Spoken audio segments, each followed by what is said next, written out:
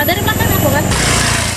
Beginilah kondisi jalan menuju RT 07 dan 08, Kelurahan Tababaru, Kecamatan Lubuk Linggau Utara 1. Warga di lokasi tersebut mengeluh dengan kondisi jalan karena masih berupa tanah dan terdapat genangan air sehingga warga harus berhati-hati ketika melintas. Akibatnya warga di 2 RT itu cukup kesulitan untuk menjual hasil kebun mereka seperti karet dan juga kopi. Terlebih ketika hujan turun, jalan akan menjadi licin dan banyak genangan air. Bahkan anak-anak yang hendak pergi ke sekolah terpaksa harus berjalan kaki.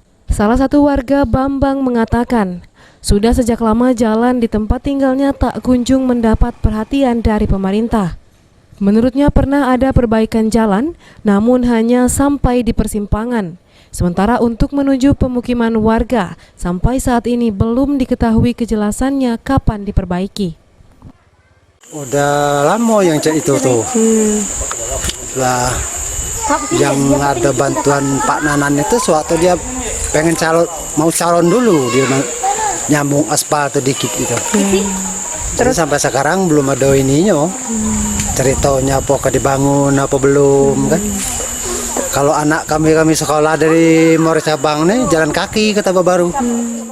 Bambang dan warga lainnya berharap pemerintah setempat segera melakukan perbaikan jalan sehingga akses keluar masuk warga menjadi lancar dan penjualan hasil kebun menjadi lebih murah.